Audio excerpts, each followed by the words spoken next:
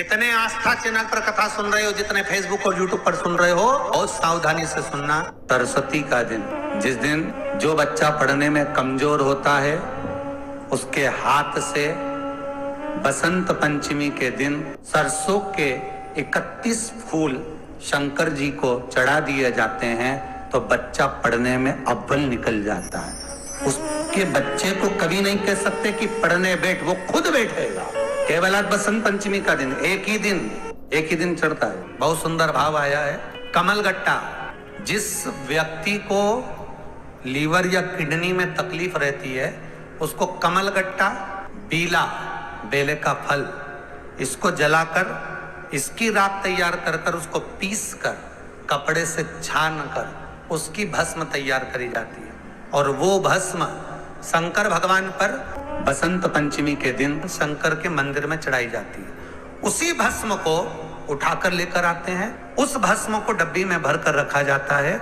Kidney liver के मरीज के व्यक्ति को भस्म का मस्तक पर अर्थात दोनों भुकुटी के बीच में तिलक कराया जाता है। ये कंठ के नीचे जो खड्डा होता है यहाँ पर तिलक लगाया जाता है भस्म का, और वक्षस्थल, छाती पर उस भस्म का तिलक लगाया जाता है। नारी को केवल कंठ, मस्तक, भस्म का तिलक लगाकर साथ में उस भस्म को, जिस भोजन को हम ग्रहण कर रहे हैं, जैसे औषधि लेते हैं, एक जरासी टेबलेट के बराबर, जरासी औषधि के बराबर उस भस्म को जिह्वा पर रखा भी जाता है, पाया भी जाता है। उसके बाद भोजन ग्रहण करा जाता है। किडनी लीवर के जितने मरीज हैं इनको कभी डायलिसिस की जरूरत ही नहीं पड़ती, कभी डायलिसिस की जरूरत नहीं पड़ेगी। आप भस्म का शिव को समर्पण, एक होती है मोती की भस्म, प्लास्टिक का मोती नहीं, मोती प्लास्टिक का नहीं होना चाहिए।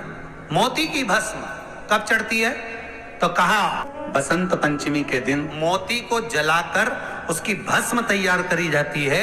वो भस्म थोड़ी सी तैयार कर शंकर के जो शिवलिंग का मूल बिंदु होता है, बिल्कुल केंद्र बिंदु, वहीं पर लगाई जाती है, वहीं पर चढ़ाई जाती है। और उस भस्म को 2-4 मिनट बाद शंकर का नाम लेकर श्री शिवाय नमस्तुभ्यम, ओम नमः शिवाय, महामृत्युंजय का स्मरण कर उसको वापस लाया जाता है। जो व्यक्ति पैसा नहीं दे रहा, पैसा अटक गया, पैसा नहीं दे रहा हो, या कोई माल गया था, माल का धन नहीं आ रहा हो, या कोई चीज अटक गई, वो दे नहीं रहा, तो उस भस्म को मस्तक पर लगाकर उस व्यक्ति से हाथ मिलाया जाता है या उस व्यक्ति से बात करी जाती है।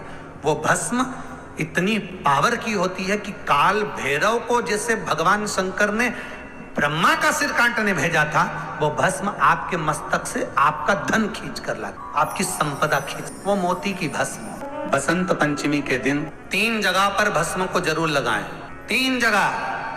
पहला मस्तक, भुकुटियों के बीच में आज्ञा चक्र होता है, यहाँ पर जब भस्म का तिलक लगाया जाता है तो व्यक्ति कभी धोखा नहीं खा सकता, कभी भटक नहीं सकता, मार्ग निश्चित कर लेता है। आज्ञा चक्र, गले के नीचे जो खड्डा होता है उस जगह पर विशुद्धि चक्र होता है। शिव महापुराण की कथा करिए, यहाँ विशुद्धि चक्र है। शरीर को फाड़ोगे तो कोई चक्र नहीं मिलना, पर केंद्र बिंदु विशुद्धि चक्र का होता है। यहाँ पर जो भस्म लगाई जाती है, अगर मान लो हमें कोई औषधि की जगह विष भी दे दे तो वो अमृत बन जाता है। यहाँ विशुद्धि चक्र, जहाँ भस्म लगे। तीसरा, वक्षस्थल, जहां पर अनाहत चक्र होता है। ये चक्र कैसा चक्र है, अगर कोई व्यक्ति आपसे नफरत करता है, कोई व्यक्ति आपके लिए अपशब्द कहता है, कोई व्यक्ति आपसे नफरत करता है, अनाहत चक्र पर त्रिपुंड लगाकर, अनाहत चक्र पर भस्म रमाकर अगर आप उससे 2 या 3 बार मिल लीजिए, कितना भी विरोधी होगा वो आपके पक्ष में आ जाएगा। अनाहत चक्र, 3 चक्र हैं, आज्ञा चक्र, विशुद्धि चक्र, अनाहत चक्र, और ये 3 चक्र पर लगी हुई भस्म जीवन का सुख दे जाती है। एक चीज और ध्यान करिए महाराज, जिस लड़का और लड़की का विवाह नहीं होता, मंगल हो गया, शनि हो गया, राहु केतु हो गया, या विवाह नहीं हो रहा है, उसके लिए भी कहा जाता है कि कहीं से बसंत पंचमी के दिन आप प्रयास करिएगा, कहीं से अगर मौका मिल जाए, कहीं से आपको किसी रूप में अगर चांदी का पत्रा मिल जाए, चांदी का थोड़ा सा पत्रा, कोई वो कहते हमारे यहाँ बर्क कह देते, पर असली चांदी की बर्क चाहिए। आजकल तो भगवान पे भी जो बर्क लगाई जाती है वो भी नकली है। असली चांदी की बर्क, उसको जलाकर उसकी जो भस्म तैयार करी जाती है, चांदी भस्म जो तैयार करी जाती है, उस भस्म से लड़का हो लड़की हो जिसका विवाह नहीं हो रहा हो, उसके हाथ में वो भस्म लगवाकर और बीच में हल्दी की बिंदी लगाकर शंकर के शिवलिंग का लेपन करा दिया जाए महाराज। बसंत पंचमी के दिन आप उसका लेपन करा दीजिए।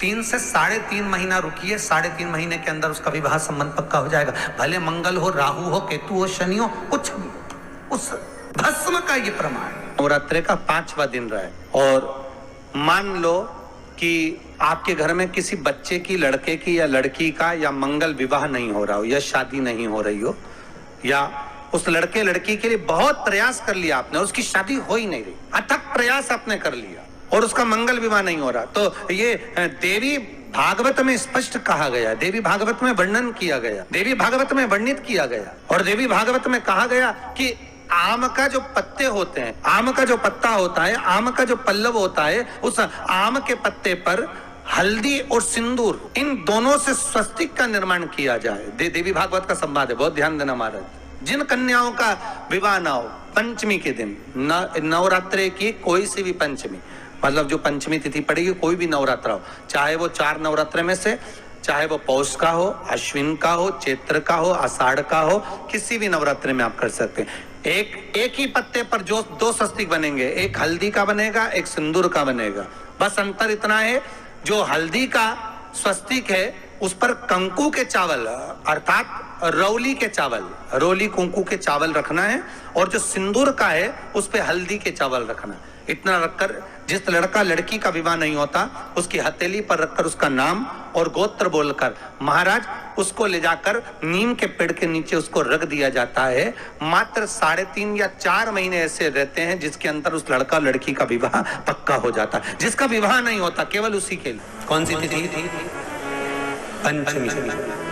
चाहे वो शुक्ल पक्ष की हो, चाहे वो कृष्ण पक्ष की। पंचमी के दिन शंकर भगवान पर जिस परिवार के व्यक्ति का कांवड़ जल हमने बताया है आपको, जरूरी नहीं है कि डंडा बांधकर 2 कावड़ के जल के लोटे लेकर जाओ, आप अपने हाथ में भी 2 पात्र लेकर जा सकते हैं।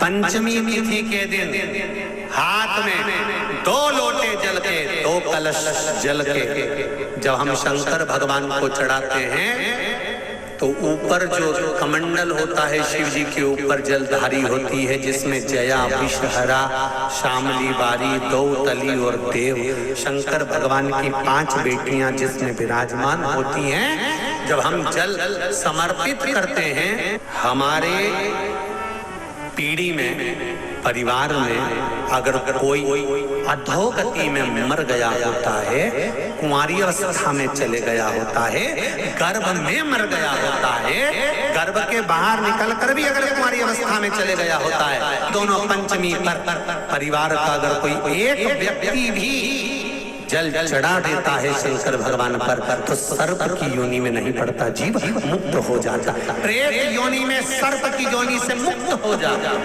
हमारे यहाँ सांपों की पूजन कौन से दिन होती है, कौन सी तिथि में करते हैं? जम के बोलो जरा। नाग पंचमी। नाग पंचमी का मतलब क्या है? सांपों की पूजन करो।